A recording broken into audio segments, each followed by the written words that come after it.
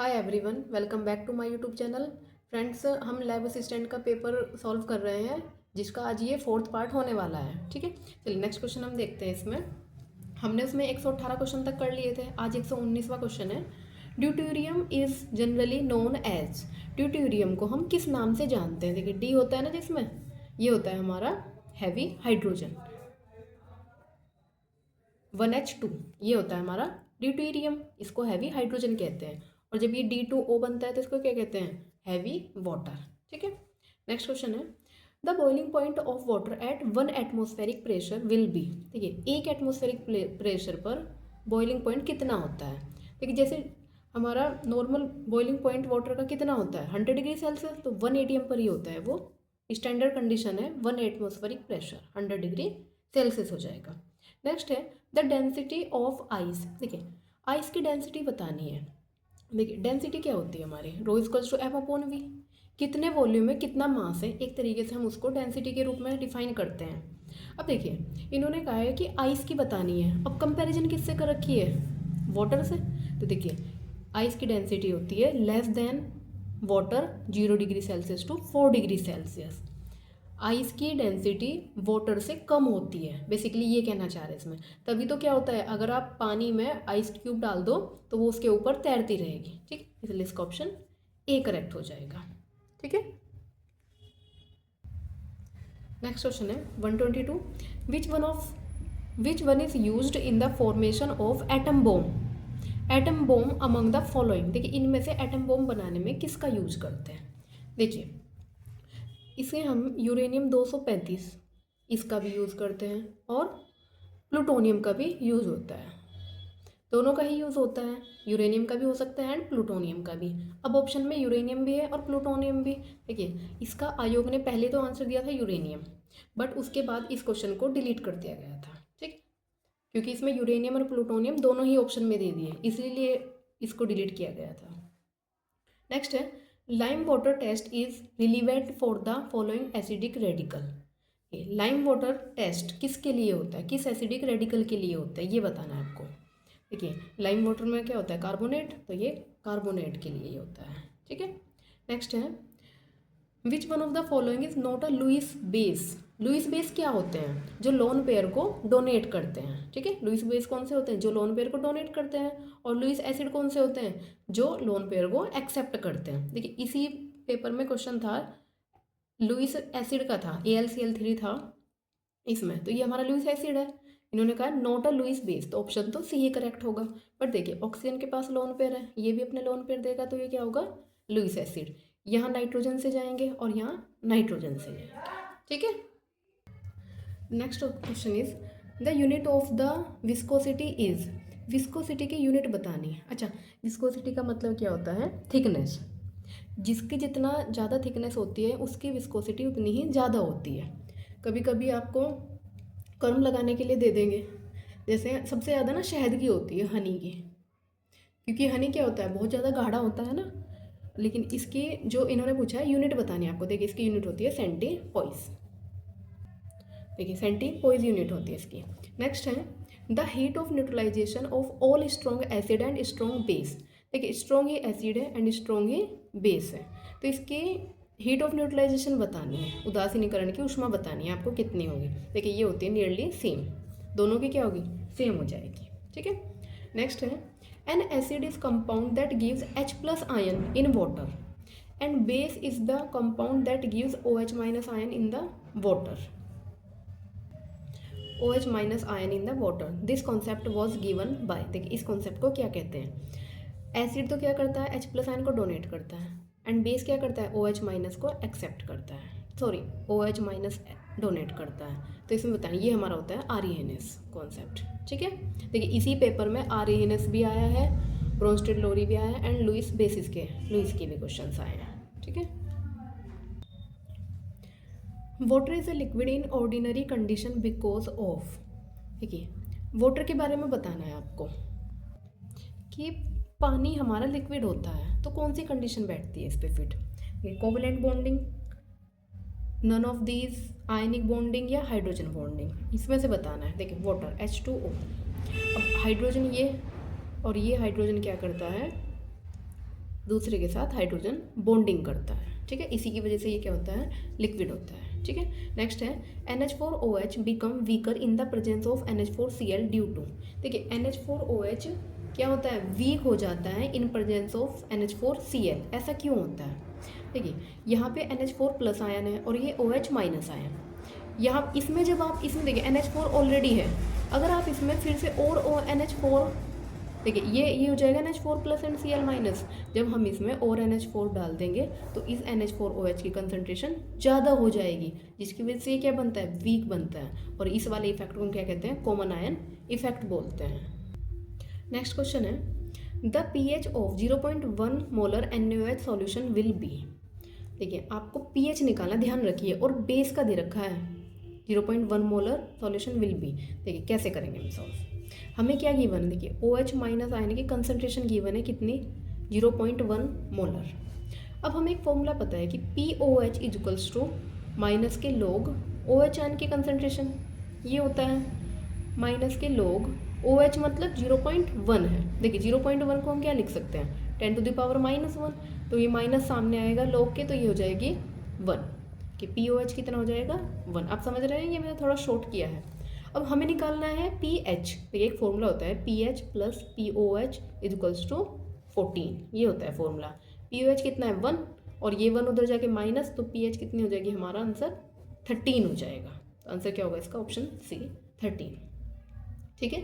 Next है the second electron affinity of an electron is always. देखिए ये किसी भी एलिमेंट की इलेक्ट्रॉन एफिनिटी जानना चाह रहे हैं सेकेंड वाले, लेकिन इन्होंने क्वेश्चन में क्या कहा है, electron affinity of an electron, electron की ही इलेक्ट्रॉन एफिनिटी, तो जिसकी वजह से ये क्वेश्चन क्या हुआ था, डिलीट हुआ था बाद में। बट लेकिन हम एलिमेंट की समझते हैं। देखिए इलेक्ट्रॉन एफिनिटी क्या होती है, जब आप एक गैसियस एलिमेंट में एक इलेक्ट्रॉन को क्या कराएंगे, ऐड करवाएंगे, तो उसमें क्या होगी, हमारी हीट रिलीज होगी, तो उसी को हम क्या बोलते हैं, इलेक्ट्रॉन एफिनिटी। देखिए अभी जैसे क्लोराइड है, ये इसके पास 7 थे, अब इसमें एक इलेक्ट्रॉन ऐड होगा, ये कितना हो जाएगा, ये नोबल गैस कॉन्फ़िगरेशन हो जाएगी इसकी, लास्ट में 8 इलेक्ट्रॉन आ जाएंगे। अब देखिए पहली इलेक्ट्रॉन, इसमें क्या होता है, इलेक्ट्रॉन इसमें जो हीट होती है वो क्या होती है, रिलीज होती है। अब ये स्टेबल हो गया ना, पहले ये स्टेबल नहीं था, जब ये स्टेबल होगा तो अपनी एनर्जी को लूज़ करेगा, जिसकी जो, और जिसमें एनर्जी लूज़ होती है, हीट निकलती है, जिसे हम एक्सोथर्मिक प्रोसेस कहते हैं। एक्सोथर्मिक में क्या होता है, हीट नेगेटिव होती है, तो फर्स्ट इलेक्ट्रॉन एफिनिटी तो होती है नेगेटिव। अब देखिए इसमें एक और इलेक्ट्रॉन ऐड करना है, इन्होंने सेकंड के लिए कहा है, अब एक और ऐड करवाएंगे। अब ये पहले से ही नोबल गैस कॉन्फ़िगरेशन ग्रहण कर चुका है। अब देखिए इलेक्ट्रॉन क्या होगा, रिपल्सन, जब आप एक इलेक्ट्रॉन को और ऐड करवाएंगे, इलेक्ट्रॉन रिपल्सन होगा। इसकी वजह से हमें पहले एनर्जी देनी पड़ेगी, एक और इलेक्ट्रॉन को ऐड करवाने के लिए अब एनर्जी देनी पड़ेगी, जिसकी वजह से ये क्या होगा, एंडोथर्मिक हो जाएगा। और हमें पता है एंडोथर्मिक क्या होती है, पॉजिटिव वैल्यू होती है। ऑप्शन बी करेक्ट हो जाएगा इसका, ठीक है।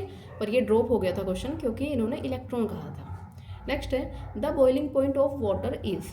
वाटर का बॉइलिंग पॉइंट क्या होता है, लेस देन H2S या फिर मोर देन H2S। देखिए वाटर का बॉइलिंग पॉइंट H2S से ज़्यादा होता है। इसका रीज़न क्या होता है, ऑक्सीजन की इलेक्ट्रोनेगेटिविटी सल्फर से ज़्यादा होती है, इसी वजह से इसका बॉइलिंग पॉइंट ज़्यादा हो जाएगा, ठीक है।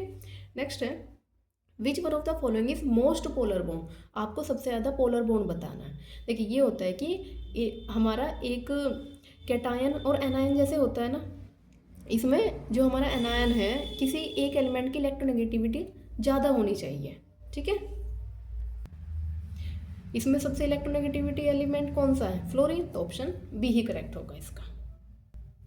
नेक्स्ट क्वेश्चन, शुद्ध एवं सांद्र H2SO4 की नॉर्मेलिटी बतानी है आपको। देखिए the normality of the pure and concentrated H2SO4, इसकी नॉर्मेलिटी आपको बतानी है। देखिए मैंने एक रील्स डाली थी, इसी में ही एक शॉर्ट वीडियो में डाला था, जिसमें H2SO4 की बोतल थी, उसके ऊपर उसकी नॉर्मेलिटी लिखी हुई थी, कितनी थी, 36 नॉर्मेलिटी। एंड एसिटिक एसिड की नॉर्मेलिटी भी पूछी थी, लिखा हुआ था उसमें, ये था 17 नॉर्मेलिटी। और ये दोनों ही क्वेश्चन पेपर में आए हुए हैं, ठीक है। नेक्स्ट है the efficiency of adsorbent increase with the increase in. देखिए एडजॉर्बेंट की एफिशिएंसी इंक्रीज करेगी कब, यदि हम क्या बढ़ाएं, विस्कोसिटी बढ़ाएं, सरफेस एरिया बढ़ाएं, या फिर सरफेस टेंशन, या फिर नंबर ऑफ आयंस। देखिए ऑप्शन बी करेक्ट होगा इसका, क्यों? क्योंकि देखिए अगर आप ये सरफेस है और आपने सरफेस एरिया को बढ़ा दिया, पहले तो इसमें सिर्फ इतने मॉलिक्यूल्स अटैच हो रहे थे, अब क्या होंगे, ज़्यादा मॉलिक्यूल्स अटैच होंगे ना, तो जिसकी वजह से सरफेस एरिया बढ़ाने से एडजॉर्बेंट की एफिशिएंसी बढ़ जाएगी। नेक्स्ट क्वेश्चन है, physical adsorption is a process. देखिए फिजिकल एडजॉर्प्शन प्रोसेस कैसा प्रोसेस होता है? देखिए ये एक हमारा रिवर्सिबल प्रोसेस होता है। नेक्स्ट है, the compound which can not reduce the Fehling solution. आपको वो कंपाउंड बताना है जो फेलिंग सॉल्यूशन को रिड्यूस नहीं करता है। देखिए CHO ग्रुप फेलिंग सॉल्यूशन को रिड्यूस करता है, इसका आंसर हो जाएगा हमारा CH3COOH। यही क्या करता है, फेलिंग सॉल्यूशन को रिड्यूस नहीं करता है। नेक्स्ट है, Baeyer reagent is. Baeyer reagent इनमें से कौन सा है? ये मैंने आपको पहले भी बताया है। बेयर रिएजेंट होता है alkaline solution of KMnO4। KMnO4 का एल्कलाइन सॉल्यूशन। कि बेयर सॉल्यूशन हमारा क्या होता है, एक स्ट्रॉन्ग ऑक्सीडाइजिंग एजेंट होता है। और काम क्या करता है ये हमारा ऑर्गेनिक कंपाउंड में अनसैचुरेशन का पता लगाने के लिए काम करता है। ठीक है। नेक्स्ट है, in the titration of oxalic acid with KMnO4 which indicator is used. देखिए आप ऑक्जेलिक एसिड की टाइट्रेशन कर रहे हैं KMnO4 के साथ, तो इसमें इंडिकेटर कौन सा होगा? फिनोफ्थलीन होगा, मिथाइल ऑरेंज होगा, या एनफिनाइल एंथ्रेनिलिक एसिड होगा, या फिर सेल्फ इंडिकेटर KMnO4। देखिए इसका ऑप्शन डी ही करेक्ट होगा। KMnO4 खुद से इंडिकेटर का काम करता है इसमें। नेक्स्ट है, an organic compound is soluble in water. एक ऑर्गेनिक कंपाउंड है जो पानी में सोल्यूबल है। It gives positive silver mirror test and Molisch test. The compound is, आपको वो कंपाउंड बताना है जो पानी में भी सोल्यूबल है एंड वो सिल्वर मिरर टेस्ट भी देता है, मोलिश टेस्ट भी देता है। देखिए ये हो जाएगा हमारा ग्लूकोज। ठीक है। देखिए वैसे फॉर्मिक एसिड भी हो सकता था, बट क्योंकि फॉर्मिक एसिड क्या है, ये हमारा इसमें CHO ग्रुप प्रेजेंट नहीं होता है, तो ये तब ये हमारा मोलिश टेस्ट और सिल्वर टेस्ट को नहीं देगा। ठीक है।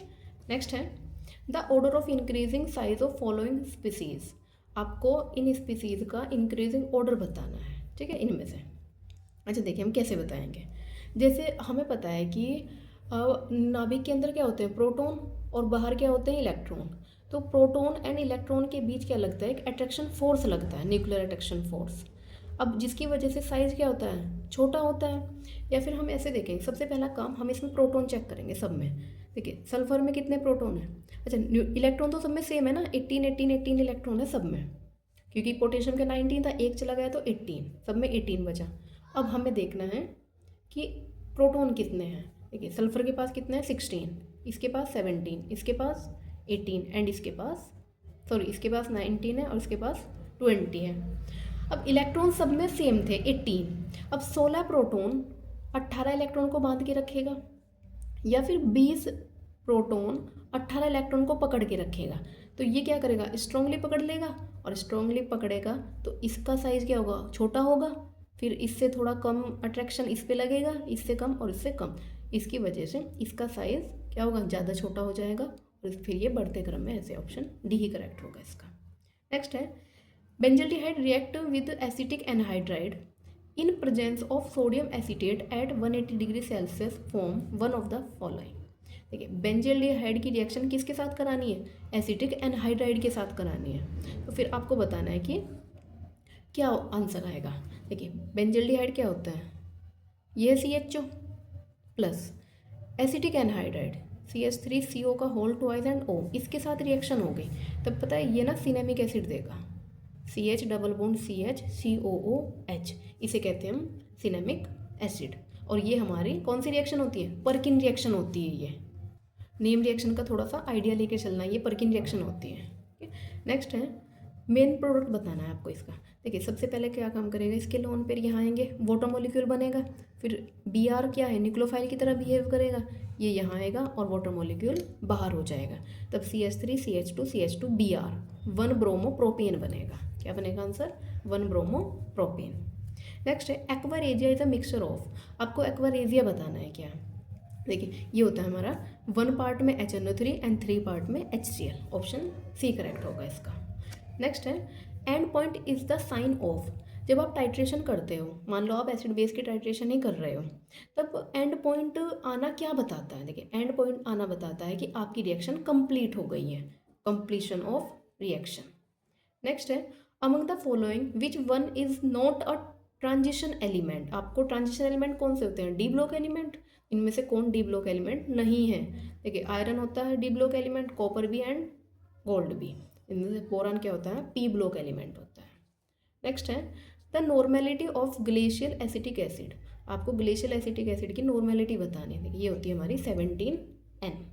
ठीक है, ये आपको ये सीरीज अगर ठीक लग रही हो ना तो आप कमेंट में ज़रूर बताइएगा और चैनल को सब्सक्राइब कीजिए। मिलते हैं नेक्स्ट वीडियो में। Thank you so much for watching.